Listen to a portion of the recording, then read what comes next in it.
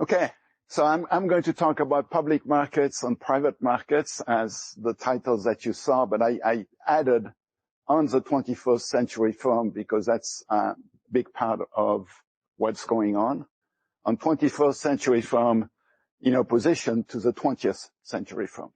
And so we'll talk about that. So what I will talk about is what's different between public and private markets. I will talk about evidence on the increase in importance of private markets relative to public markets. I will talk about why we are having this evolution, and whether it does matter, whether anything should be done about it. My focus today is going to be narrowly the U.S. And that's not because I only care about the U.S., but it's because I'm very limited in time. Okay. And so so we know where we are going. Let's start with the conclusions. Now, and what will come out of this is that some of the shift to private markets makes the economy more efficient and is to be welcomed. At the same time, some of the shift has to do with inefficiencies and frictions in public markets that makes them poorly suited for the 21st century firm. And then the legal and regulatory framework must really change to remove these inefficiencies and frictions. So that's what we are going to talk about. So in the US, the distinction between private and public markets is extremely clear. Now, in the US, now you either trade in markets that are regulated by the SEC and subject to federal law, or you don't. Now, on the firms that have securities whose trading is regulated, the public firms have reporting requirements to the SEC. The private operating firms have no such requirements. Now, the private investment firms have some requirements, but not the private operating firms. The public markets have a clear definition through regulation. The private markets do not have a clear definition. No, they are not regulated, not necessarily organized, not necessarily visible. Prices may not be visible.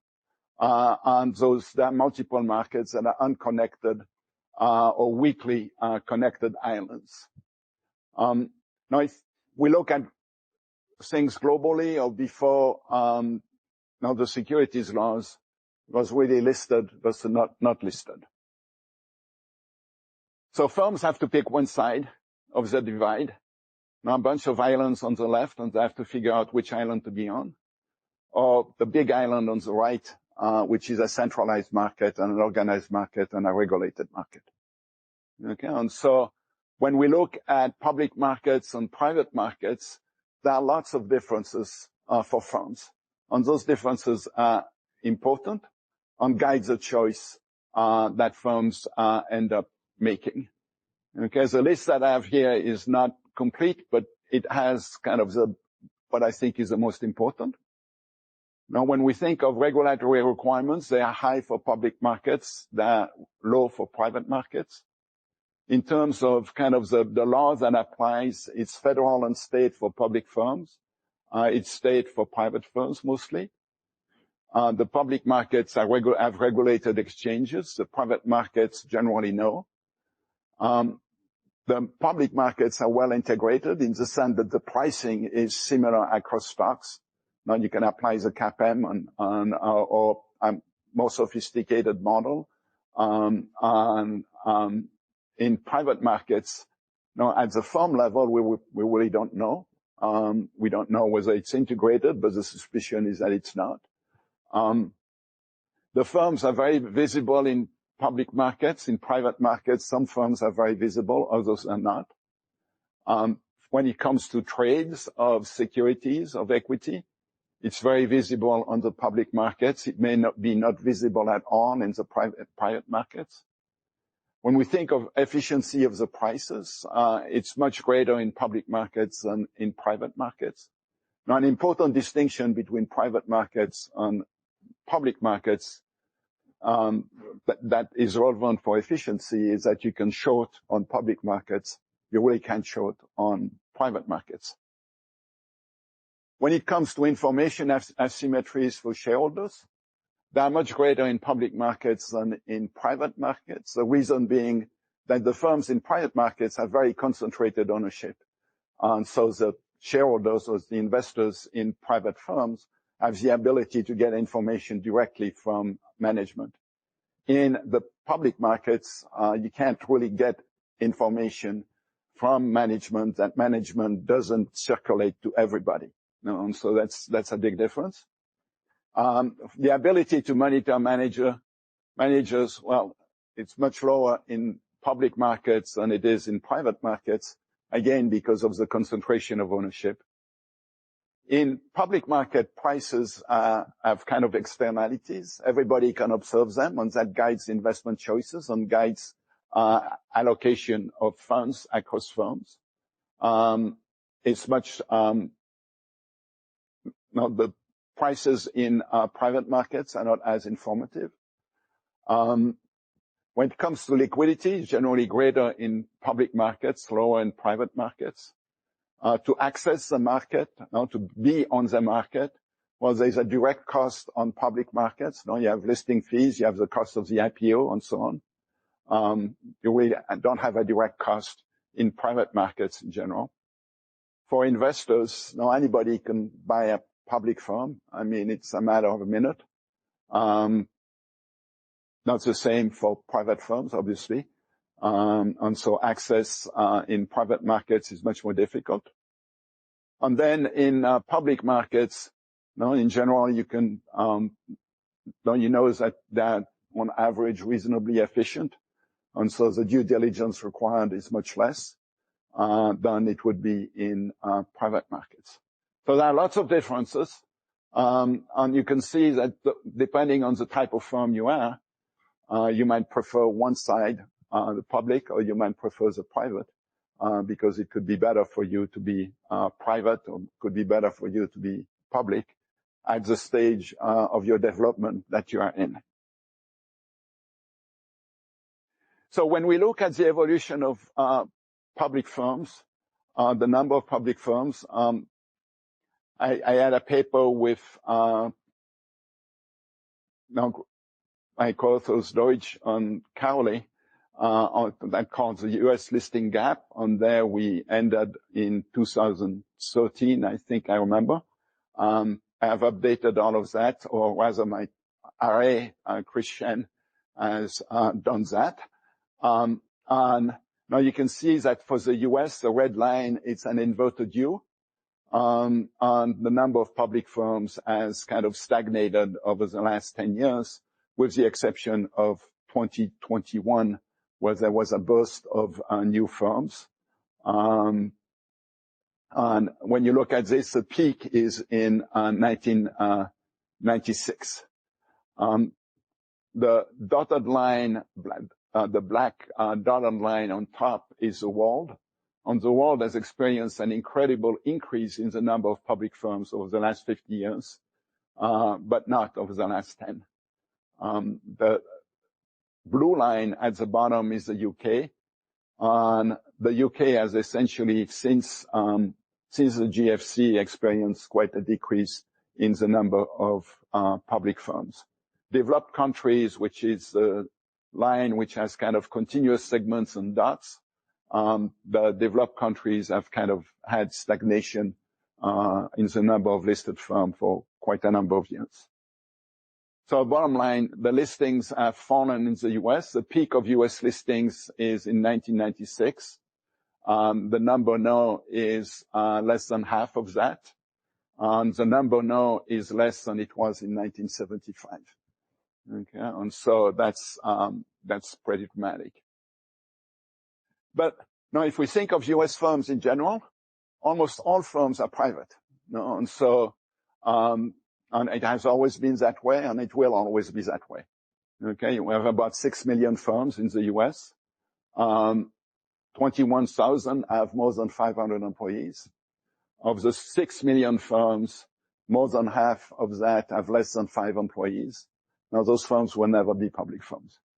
Okay, so the important trend doesn't have to do with private firms in general. The important trend has to do with the fact that there are more firms that could be public but aren't. And so that's really what to be focusing on. It's the fraction of firms that could be public but are not. No, so if you think that firms above 20 employees could be public, the propensity to be listed for those firms is half now what it was in 75. And if you look at firms with 1,000 employees or more, in 75, about 80% of those firms were listed. No, it's only 50%. Okay, and those firms obviously would be able to be listed if they wanted to do so. Okay, and so corporations that could be listed are less likely to be public now than almost any time over the last 50 years. Now that's the number of firms. It also makes sense to think about the economic importance of public firms. I'm going to look at the two panels at the bottom. And in those two panels on the left, you have the fraction of the U.S. workforce that works for public firms. Okay? And you can see that that fraction has decreased quite a bit, no matter which line you look at.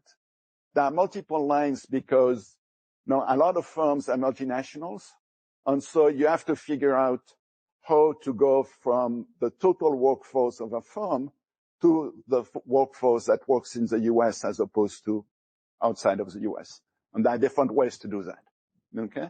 But you can see that this fraction of people, of the workforce working for public firms has decreased quite substantially. And on the right, you have the contribution of public firms to GDP. Okay? You can see that that has decreased as well.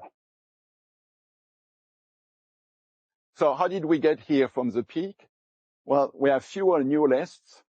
We don't have that much of a drop in delists.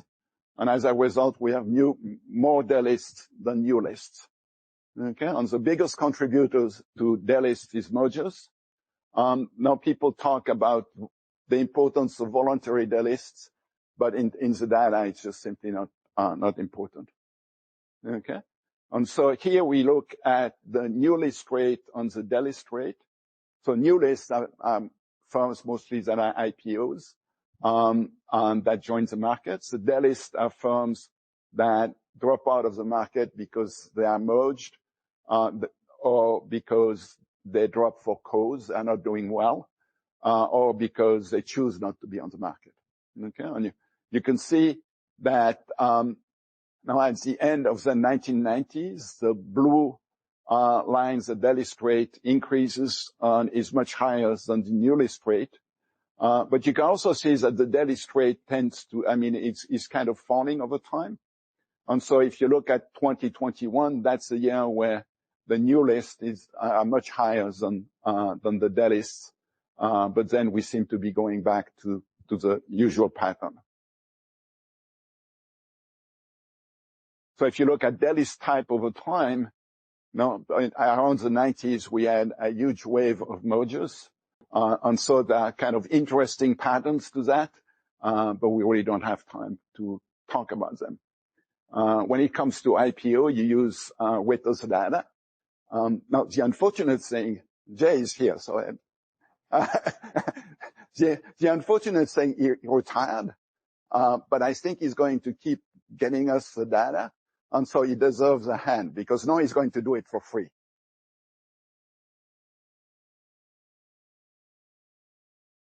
So from 1991 to 2000, now every year has more than 200 IPOs. Since 2000, we have only 2 years with more than 200 IPOs, 2014 and 2021. And so since 1997, the number of public firms falls every year, except for these four years that I have there. And 2021 is a huge exception in this. And so now when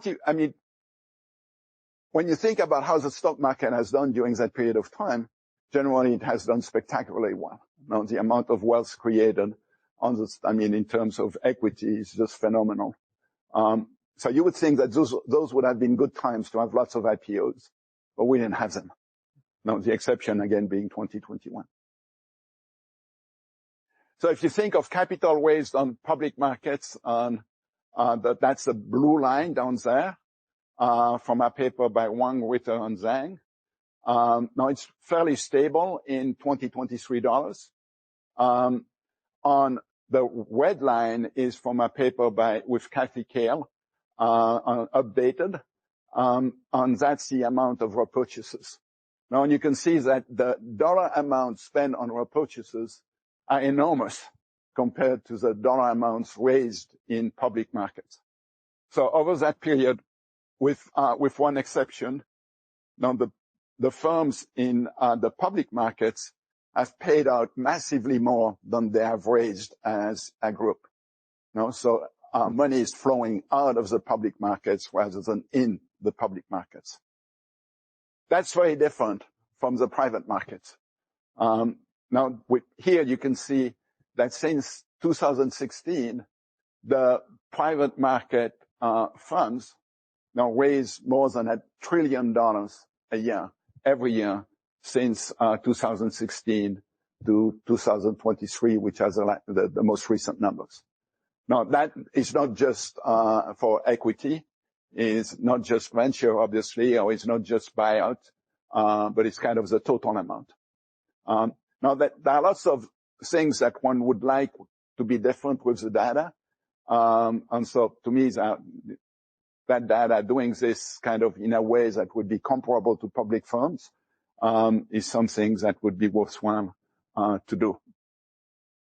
So we talked about firms that could go public but don't. To me, the unicorns are kind of the quintessential example of that, because they're firms that have a headline valuation of $1 billion or more. Now, when you think of the typical firm going public before 2000, the median tech IPO market cap in 2017 dollars before 2000 is $204 million. Okay, so the median firm going public, and that's again Jay's data, the median firm going public is a long way from unicorn valuation. Okay, and you can look at the number of unicorn. This is from a paper that I have with Daria Davidova, Rudy Fallenbrach, and Leandro Sanz. And that number has increased pretty dramatically to so that at the end of our sample period in 2023, the number of unicorns was around 400. You might say, well, but that was at the end of 2021. You might say, well, that was in 2021, but the number has kept increasing. Okay, and so now let's turn to the issue of why is this eclipse of public markets. And I'm going to talk about information and communication technologies. I'm going to talk about regulations and laws, antitrust, firm creation, changes in industry composition, on tangible versus intangible capital. There are two other topics that are important, which is the composition of the investors on globalization. But that's going to be for another day. Otherwise, I'm going to overextend my welcome. So information and communication technologies. Now, if you think of the listing peak in 1996, it's really at the same time as the arrival of the internet.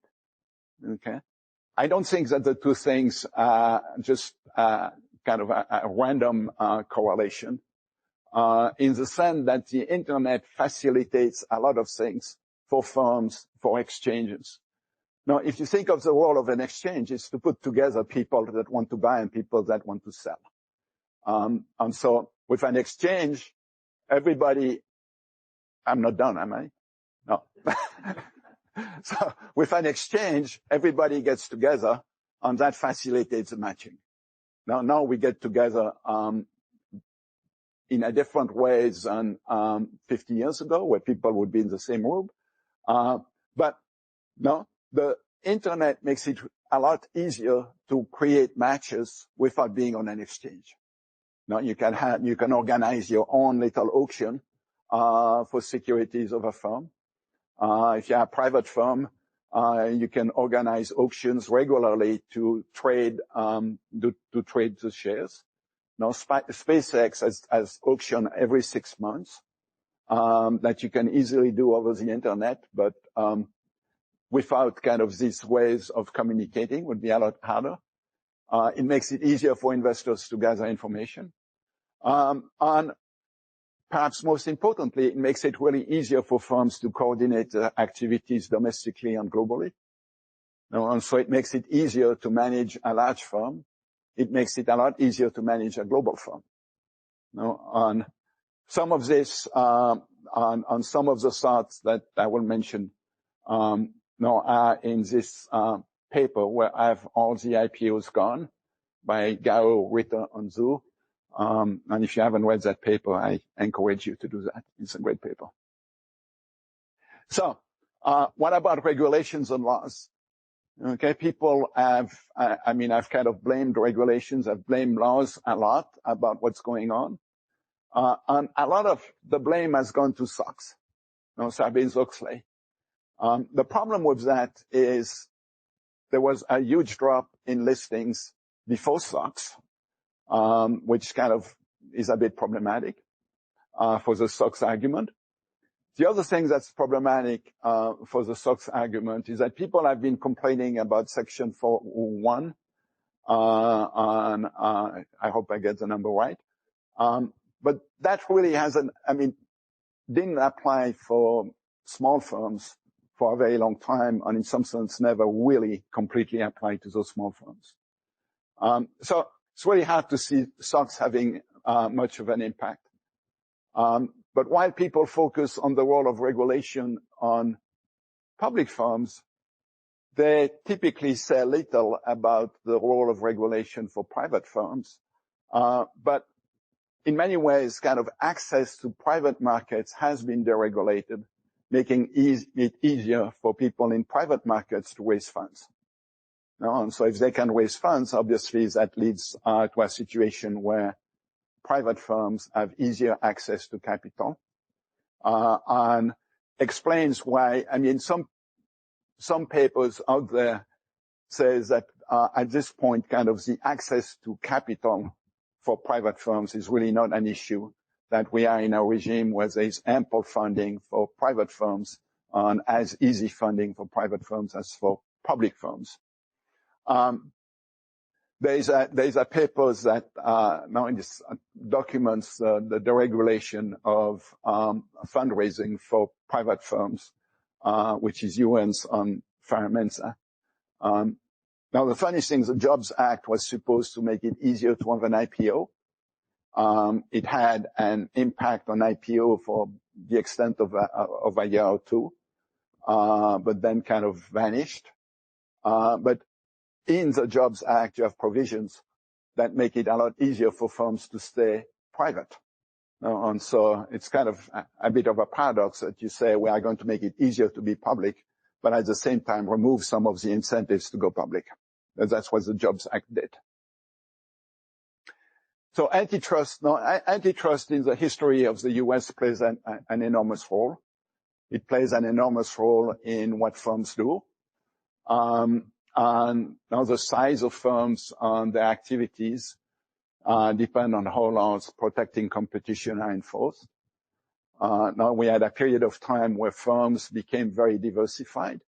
Part of that simply had to do with the antitrust enforcement. But over the last, 40 years or so, the laws have really stopped being obstacles to mergers. Now that has changed recently. But so until recently, that was the case, and it's not quite clear where the recent changes will go, or they might be completely reversed in a couple of months. Okay, and so not surprisingly, as a result of that, firms have become larger. But there are other reasons why firms have become larger. Now we talked about internet, information and communication technologies, on globalization. All of that also led to larger firms. So if you look at the average firm market capitalization, now it was less than $1 billion in constant dollars in 75. This is in 2015, where it was 6. I have it on my to-do list to update that, but couldn't do it for this. but it, necessarily has still kept increasing. So to have IPOs, you need firms to be created, to grow, to get to the point where they can become public firms. So you really need startups that do well enough to go public. There's quite a large literature on what's called the slowing business dynamism in the US. Now that's a big issue and a big literature. There's a big literature on trying to figuring out why this is happening. Now, if you look at the existing evidence, it includes that the entry rate of new businesses has decreased. The young firms are less important. We talked about 6 million firms. In that, young firms are less important. So, now we don't have up-to-date statistics, including the post-COVID, and so some of that may become different. Productivity growth has slowed down pretty dramatically. The labor share of output has decreased. But at the same time, kind of market concentration for goods and the corporate profit share have increased. Okay, so with less entry, you expect eventually less IPOs.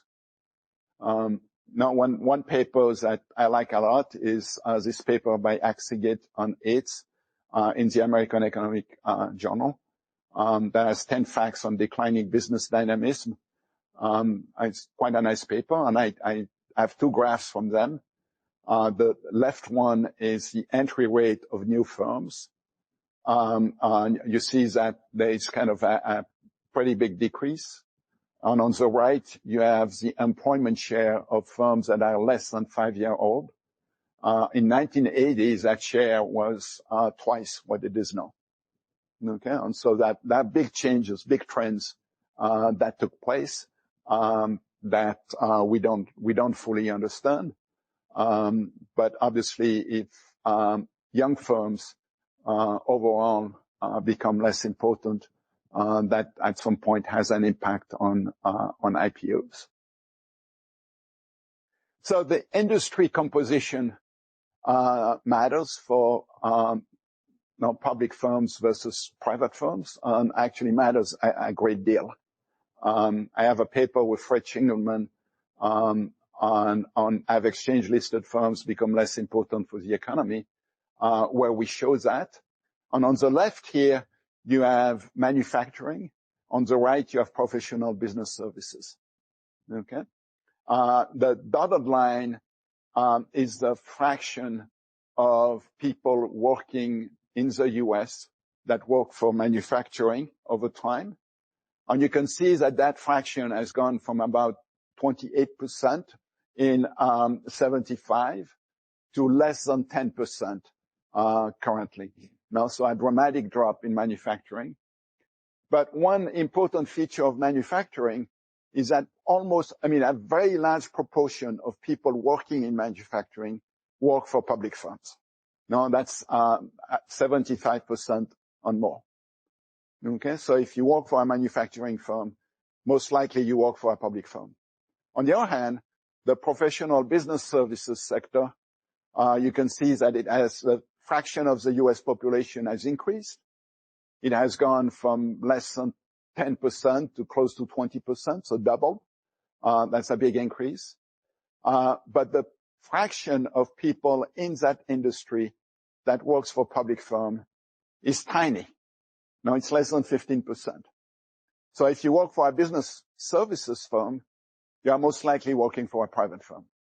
Okay, and so if you think of the economy switching from manufacturing to services, and services being much less likely to have firms that are public firms, then by necessity you would end up with fewer listed firms.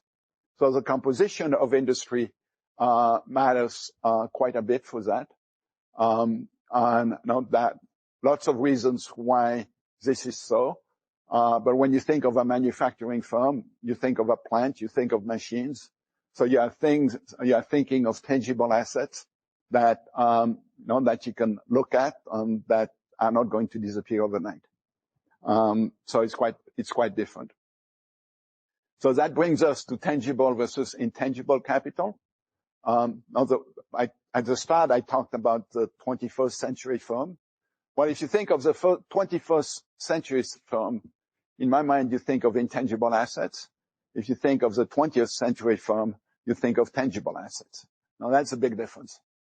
Okay, and what turns out to be the case. Now, the problem with intangible assets is not necessarily on the balance sheet. For some firm, none of them are on the balance sheet, whereas the tangible assets are on the balance sheet. No? And so to figure out how much intangible capital a firm has, you need to estimate, now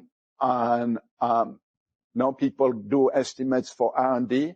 The other form of intangible capital is organization capital. Now to think of how valuable that can be, think of the supply chain of Apple. No, that's organization capital. No, because they have the way to manage that chain. They have the knowledge about people that can be part of that chain and so on. That's intangible capital. No, I mean, it might not be unreasonable to think that just the supply chain of Apple is worth more to Apple than all the tangible capital that they have. Okay? But what has happened since now over the 50-year period we are talking about is at the beginning, tangible capital is more important than intangible capital for firms. But starting from the late 1990s, intangible capital for the average firm is going to be more important than tangible capital. Okay? And of the two forms of intangible capital, it's organization capital that has increased a lot. So intangible capital has kind of lots of issues associated with it that make it different. Now you can make sure that a firm has a plant and the plant is still there. It's a little bit harder to do that for intangible capital. It's very difficult to protect property rights for intangible capital unless you can patent. But most of organization capital you can't patent. Okay, and so you can patent R&D. It's also, Apple would have no difficulty if it needed to borrow against the supply chain, because it's a very established firm, and people know exactly what it's achieving. But if you think of a firm that is at earlier stages of its life, that is building the intangible capital, and it's too early to see any kind of impact of that, obviously it's pretty hopeless to borrow against that. And then disclosure has different effects for tangible capital and intangible capital. Now, if you build a plant, lots of people can see that the plant is there. Lots of people can see where the employees actually park in the parking lot of the plant. So there's a lot of information that can be acquired, but with that information, nobody can take the plant and say, no, it's mine. If you think of intangible capital, well, if you disclose a lot, now people can imitate what you are, and there's not a damn thing you can do. Okay? So disclosure has different costs for intangible capital than for tangible capital. Now, I mentioned this paper on unicorns, and we show there that the firms that build intangible capital to kind of harvest network effects are better off doing that privately. Now, I mentioned the accounting, and I will come back to the accounting, but now if a firm grows intangible capital, organization capital organically, it's not going to show up anywhere on the balance sheet. Okay, and so there is a very asymmetric treatment of forms of investment for firms. Everything that you do that is tangible shows up immediately capitalized on the balance sheet. The stuff that you do that is organization capital shows up nowhere except that you make lower profits than you would otherwise, because it counts those expenditures as expenses rather than counting them as investment. So, should we be concerned with all of this? Okay, I mean, now that there is a sense in which people in economics think about those things starting from Hayek. and with high prices, direct economic activity. No, you observe prices, and that's where you send resources, and that's what you decide to buy, and so on. Okay, and so if we think that prices are really important for the allocation of resources to be efficient, then you want prices to be visible, and you want pricing to be efficient. No, and so in public markets, that's really the case. Now the prices are visible. On average, they are relatively efficient. There are always exceptions and so on. Private market prices are not as visible and certainly not as efficient. Okay. Again, you can't short in private markets. So you would think that there is a resource allocation cost, and that cost might be important. The problem is, no, that's what we guess, but we don't have the research to back it up. No, and to me, there is kind of a huge research opportunity. But from what we have talked about, I know at the same time, private markets are necessarily better for some firms than public markets. And now the young firms of the 21st century that are building intangible capital, now there are lots of reasons to think they are better off in private markets to build that capital. So now one thing that you will hear often is, now I showed you the graph that about the number of public firms. I am glad that the only thing associated with my work that Elon Musk ever tweeted was that graph. And lots of people know, I mean, it was like in Jamie Dimon's letter to shareholders as well. But so, now the response from some people is to say, well, why focus on the number of firms instead of focusing on the market cap? Okay, and so here we have the market cap in blue. We have the number of firms in red. On the market cap, now the evolution of it has been just astounding. Okay, and so what's the problem? Okay, it's kind of the reaction of a number of our colleagues, maybe the reaction from some people in this room. Well, now does high market cap means that there is no problem? No. Okay. And there are a whole slew of reasons for that. We can go through some of them. Now market cap can be high simply because firms earn a lot of rents. No, and so now you might say, well, I mean, would like to know what kind of rents they earn. No, if they innovate and so have an advantage in the market, that's great. No, so who is to complain? But if they innovate by having kind of concentrated the market in their favor, decrease competition in their favor, without kind of innovating or things like that, then it's a problem. No, I mean, if they get rents because of lack of competition, and the lack of competition is a result of them having acquired the competition, that's a problem. Okay? So there's no question that part of the market cap is due to that. No? And that would be a concern. It's also the case that, no, I mean, that a number of papers, and a growing number of papers, showing that the largest firms can be very good at suppressing innovation taking place around them. Okay, and so that obviously wouldn't be good. No, I mean, if a firm's market cap increases because it managed to kill a competitor, that's you wouldn't say that that's great.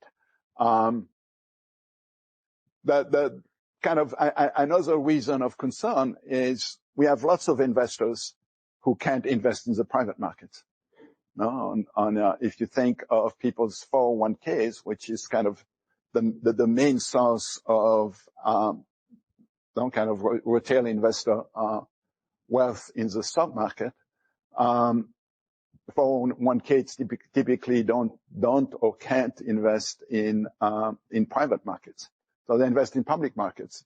But so if you have this constraint on where people can invest, and it favors the public markets. Now, if that's what's going on, then the allocation is going to be distorted, and the values are going to be distorted. Now, that's obviously an issue. So Now, that gets to kind of the growth of private market is in part due to frictions that hinder public markets. Now, with Sankey Bartram and Greg Brown, I have a paper where we look at creative destruction. There are a number of other papers recently that look at creative destruction and kind of reach the conclusion that that has decreased. Now, kind of Schumpeterian creative destruction, is how innovation gets put in the economy and moves us forward in terms of economic growth. So in that paper, we show that now the number of firms follows a path that is very similar to the path of idiosyncratic volatility. Now, so having new firms in the public markets leads to more idiosyncratic volatility. And that's not idiosyncratic volatility is associated with creative destruction, because you don't know what's going to happen to a firm because of the new arrivals. Now, you might say, well, in some sense, this is mechanical. Young firms are volatile. Okay, but that's not what we show. Okay, that's not what we show because here the idiosyncratic volatility is the idiosyncratic volatility of the old firms, or those that have been in the market for at least 5 years. Now, so what it tells you is that when you have new firms coming into the market, it makes the old firms' stock returns more volatile, now, which is what you would expect with creative destruction. So one source of concern on kind of inefficiencies is many activities in private markets are driven by tax and regulatory arbitrage. No, and so that's not a situation where the private markets are somehow more efficient for firms to achieve their objectives. It's simply private markets taking advantage of loopholes and so on. Okay, it's clearly a lot easier to hide ownership in private markets than in public markets. There are states that make it even more easy than others. And there are also some laws that apply only to public firms, in part because of this difficulty in the US, that if you want to kind of legislate firms nationally, you do it through the securities laws, and that applies only to the public firms. No, and so public firms have to provide data on compensation and things like that. They have to have votes on compensation, which the private firms now can just look at and smile. Okay?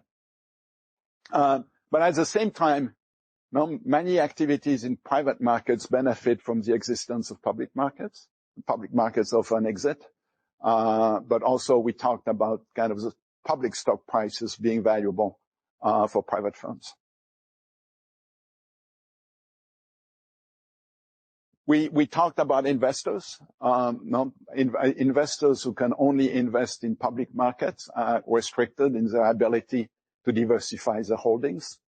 And now, when you look at the investment in private market, now part of it is undoubtedly, and you don't have to be a fan of Cliff Asness to believe that, is undoubtedly the result of kind of agency problems having to do with asset managers. Now, the beautiful thing, if you're an asset manager from investing in private markets, is that nothing is marked to market. No, and so that means that the value of your portfolio doesn't fluctuate daily with what happens to the market.